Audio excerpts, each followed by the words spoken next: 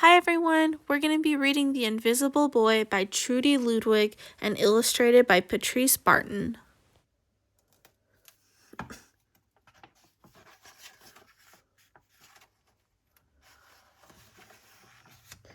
Can you see Brian, the invisible boy? Even Miss Carlotti has trouble noticing him in her classroom. She's too busy dealing with Nathan and Sophie. Nathan has problems with what Mrs. Carlotti calls volume control. He uses his outside voice inside too much. Sophie whines and complains when she doesn't get her way. Nathan and Sophie take up a lot of space. Brian doesn't. When the bell rings for recess, Micah and JT take turns choosing kids for their kickball teams.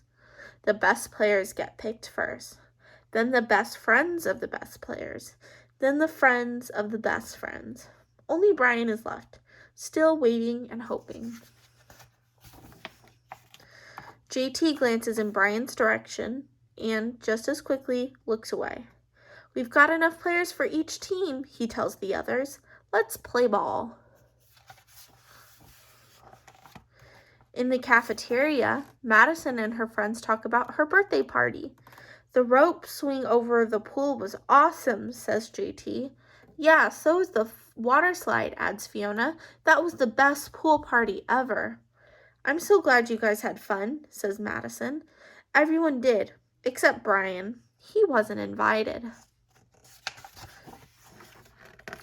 At choosing time, while the other kids play board games and read, Brian sits at his table, doing what he loves to do best. He draws fire-breathing dragons scaling tall buildings. "Thank you for toasting my marshmallows." Space aliens locked in intergalactic battles. "I got you now." Greedy pirates digging for treasures. Crackers, arg, yay! And superheroes with the power to make friends wherever they go. Hi friend, have a cookie." On Monday morning, Mrs. Carlotti introduces Justin, a new student, to the class. Brian smiles shyly at him. Some of the other kids sneak looks at Justin, trying to figure out if he's cool enough to be their friend. They haven't quite made their minds up yet. At lunch, Madison and JT watch Justin eat with chopsticks. "What's that?" asks Madison as she points at Justin's food. "Bulgogi. It's Korean barbecued beef. My grandma made it for me. It's really good. Do you want to try some?" "There's no way I'd eat bulgogi." And the kids laugh. All of them. That is, except Brian. He sits there wondering which is worse, being laughed at or feeling invisible. The next day, when Justin goes to his cubby to put away his backpack, he notices a piece of paper with his name on it. "Justin, I thought the bulgogi looked good. Brian." Yum. At morning recess, Brian finds a piece of chalk on the ground and starts drawing away. "You're Brian, right?" "Yeah. Thanks for the note." "Hey, Justin," Emilio calls out from the tetherball court. "You're up next."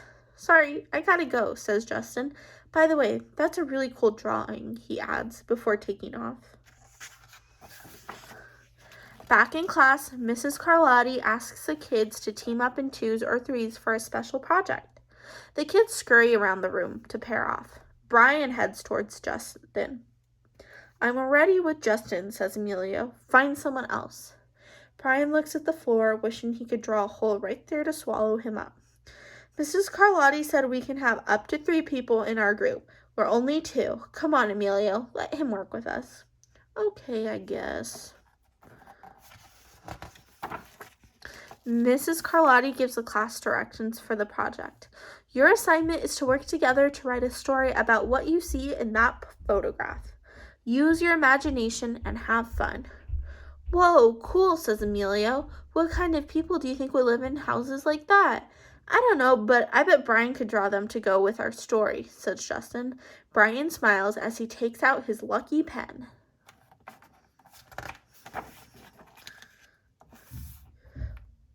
The crooked story we made up on the spot.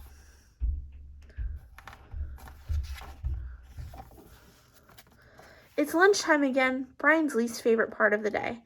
Another 20 long minutes of kids talking and laughing with everyone else but him. Brian, he hears someone shout. Hey, Brian, over here. Brian turns and sees Justin waving him over. Emilio nods at Brian as he makes room for him at the table. Cookie? Maybe, just maybe, Brian's not so invisible after all. Thanks.